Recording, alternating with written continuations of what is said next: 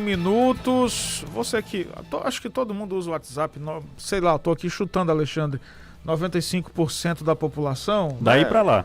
Tô só que não tenho nenhuma pesquisa em mãos, né? Mas aqui as pessoas que eu conheço, todas usam. Minha avó tem 80 anos, ela usa o WhatsApp, só falo com ela pro WhatsApp. Então, eu tô dizendo aqui, não é um preconceito, obviamente, as pessoas mais velhas têm mais dificuldade, isso aí todo mundo sabe.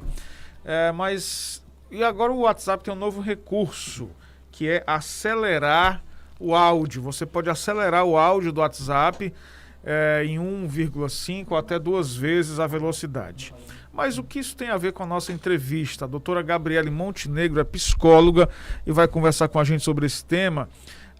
Acelerar o áudio pode disparar algum gatilho de ansiedade? É isso, doutora? Bom dia. Bom dia, Tiago. Bom dia, Alexandre, a todos os ouvintes da Rádio Jovem Pan News.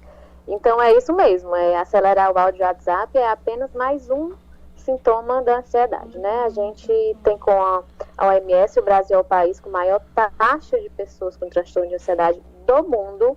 Então você já imagina como é acelerar um áudio ou um vídeo de WhatsApp, né? E aí é como se a gente tivesse essa sensação é como se a gente estivesse ganhando tempo. Mas aí o grande questionamento é, o que é que a gente vai fazer com esse tempo de aceleramento, né? Provavelmente trabalhar mais e ouvir mais áudios, né? Porque hoje a gente tem um conceito deturbado de que a pessoa que está sempre correndo é a pessoa que tem pouco tempo e que é bem sucedida, que é sinal de sucesso, mas não é bem assim que acontece. Doutora, eu queria que antes, para a gente ter uma noção dentro de uma forma didática, explica para a gente o que é exatamente a ansiedade, porque a gente tem que definir, porque todo mundo fala, eu tenho ansiedade, mas o que é que configura realmente a ansiedade e o que é que configura apenas aquela pressa nossa do dia a dia? É importante lembrar que ansiedade todo mundo sente, né? Uma sensação que todos sentem, mas transtorno de ansiedade aí é outra história, né, doutora? Isso, a ansiedade, ela é para nossa sobrevivência, ela é benéfica para a nossa sobrevivência. Então, se eu estou na rua e eu vejo que um carro está chegando, eu estou me afastando. Então, isso é um sintoma de ansiedade que me ajuda na minha própria sobrevivência, né? Agora, a ansiedade, como transtorno de ansiedade, ela já começa a afetar a sua vida.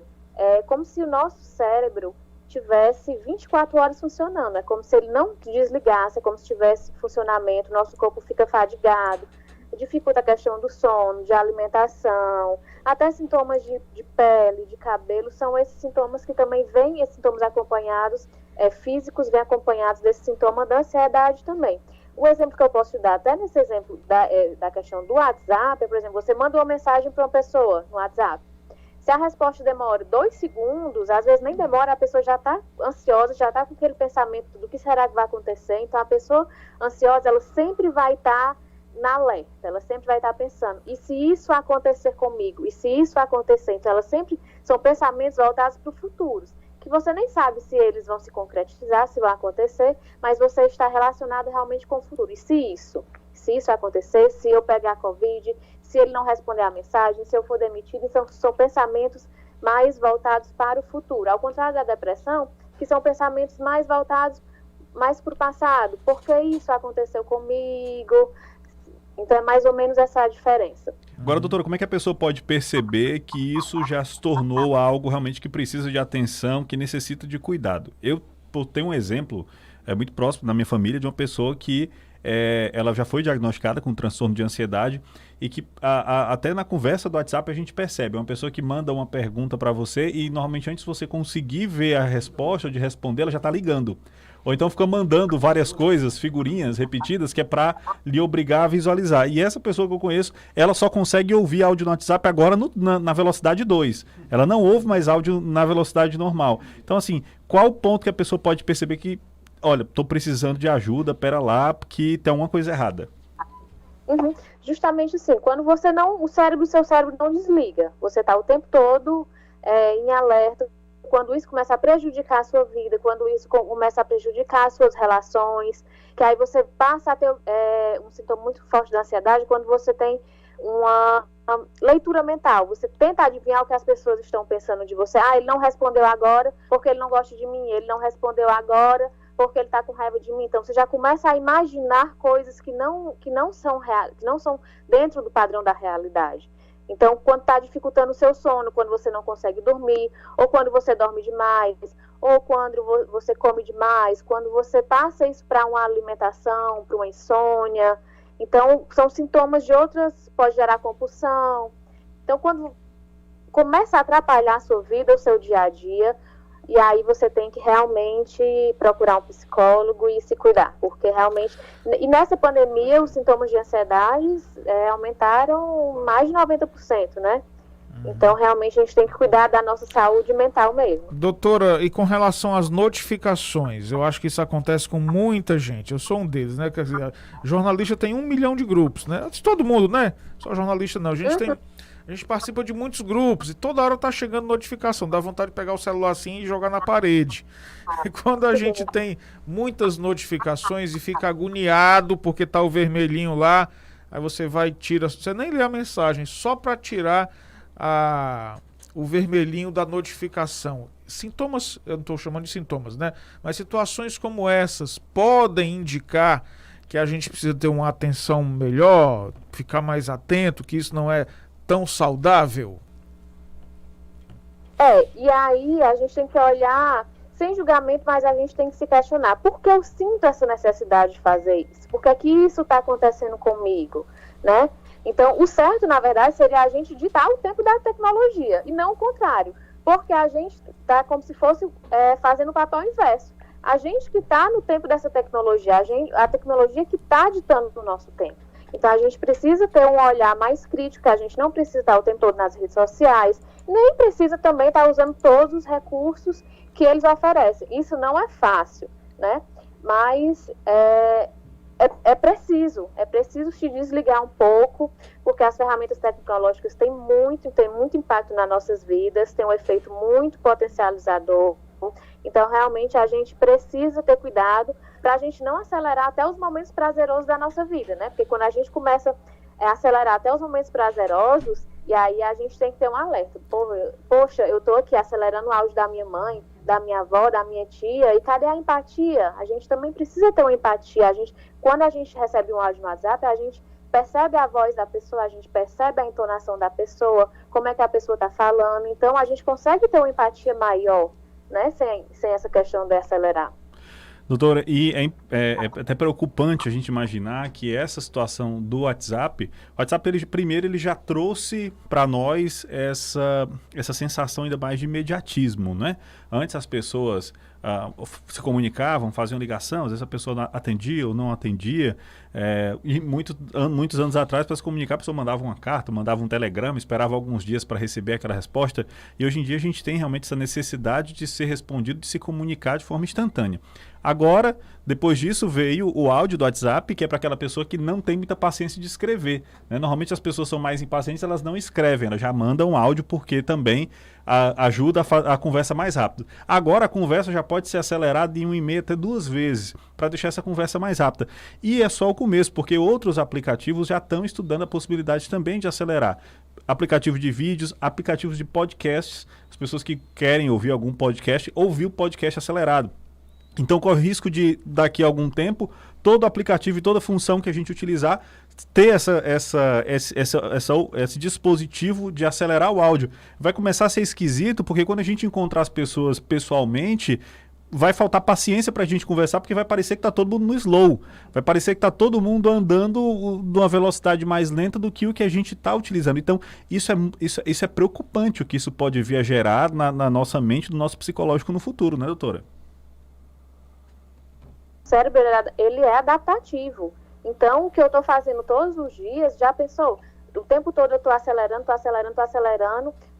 minha aula, estou acelerando o que o professor está falando. Quando voltarem às aulas, como é que vai ser? O professor falando normalmente, e aí eu vou ficar impaciente, eu vou querer sair da sala. Então, isso tem realmente um grande efeito. Eu começo a perder paciência para escutar as pessoas. Então, a gente acaba realmente perdendo essa empatia que eu acabei de falar. E aí a gente tem escutado muito ultimamente, poxa, lá se foi metade de 2021 já, a gente já está no meio do ano, o tempo voou. Mas, na verdade, esse tempo ele passou normalmente. O que está acelerado é a nossa percepção. A gente que está acelerando o processo, a gente que está nessa correria, e aí a gente está vivendo a maior parte do nosso tempo nas redes sociais.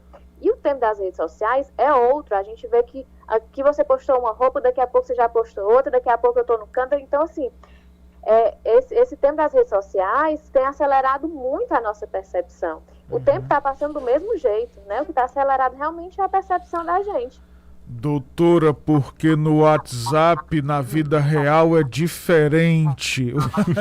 Não, Tiago, você não precisa disso, não. Às vezes o Doutora, Tiago chega aqui de manhã que dá vontade de a gente colocar ele na velocidade 2. Doutora, eu fiz essa brincadeira, obviamente, porque na vida real, como o Alexandre falou, vai acabar parecendo que as pessoas estão falando mais lento, mas na realidade a vida real é diferente, né, do que ocorre no WhatsApp. Eu queria também tocar no outro assunto, se é possível a senhora responder isso, eu sei que é um tema delicadíssimo.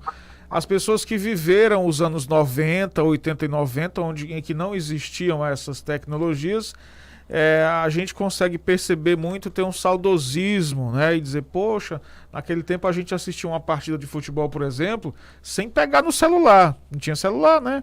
E hoje você não consegue assistir 15 minutos do jogo, estou dando o exemplo do jogo, mas pode ser a novela, o jornal, o que seja, sem olhar a notificação do WhatsApp. Você está perdendo o jogo em troca de ficar só olhando se alguém falou com você. Uhum. Com certeza. Antigamente você mandava um e-mail, esperava a resposta e você ficava esperando sem ter um pensamento. Por que será que ele não respondeu? O que é que aconteceu? Hoje você já é imediato. Porque que você nem pensa em gastar tempo com e-mail, na verdade, hoje, né? Você já manda direto pro WhatsApp, que é para olhar, que é para responder a tempo. E realmente tem pessoas que realmente têm essa questão do saudosismo, das coisas realmente estarem muito aceleradas.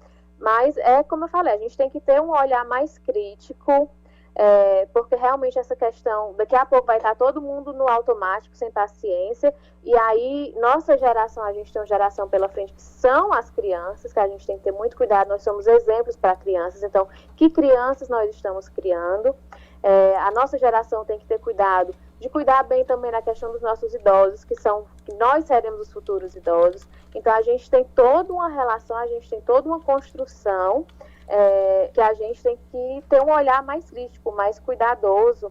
Tem a questão do conceito das pessoas, do que é sucesso, do que é que não é. Então a gente tem realmente que parar um pouco, a gente precisa ter pausas. No trabalho, você vê que você fica 24 horas ligado. Você acha que tem que estar online, não está disponível. A gente não precisa, porque está online, estar disponível para o trabalho ou para outras coisas. A gente tem o nosso tempo, a gente tem as nossas pausas também. Isso tem que ser importante. A gente precisa desligar um pouco o cérebro para isso, para não fadigar tanto. Doutora, as dicas, né? Sim, doutora, antes da gente concluir, fazer aqui um alerta primeiramente para as pessoas que estão nos ouvindo sobre redes sociais. É importante que as pessoas entendam que as redes sociais são feitas e programadas para atraírem a nossa atenção o máximo de tempo possível.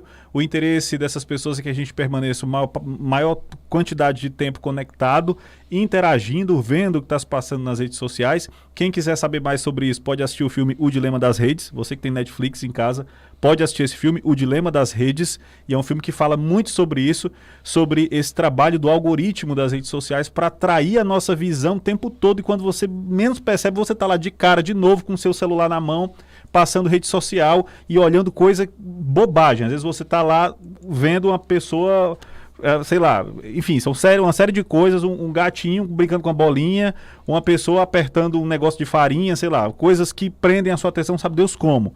Mas as redes sociais sabem muito bem fazer isso.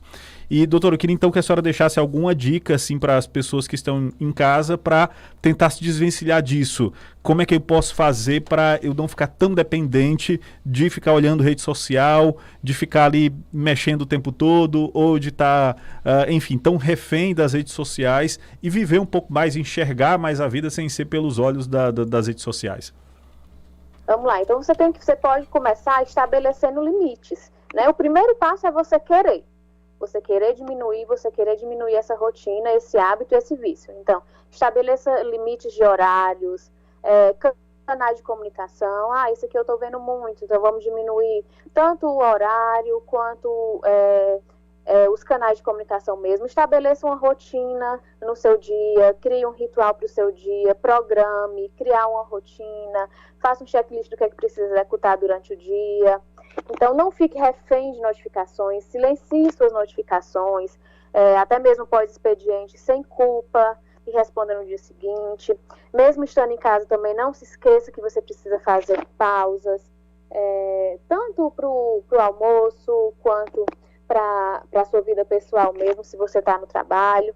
Então, o ideal é que você estabeleça limite, estabeleça horário para você tentar descansar um pouco o seu cérebro, porque, como eu falei, o nosso cérebro ele é adaptativo. Então, se eu estou o tempo todo acelerado nas redes sociais, cada vez mais é isso que ele vai buscar, cada vez mais é isso que ele vai me trazer, cada vez mais é assim que eu vou me comportar. Aquela minha dica... Uhum. Aquela minha dica de quebrar o celular não adianta, né, doutora? Não faça isso.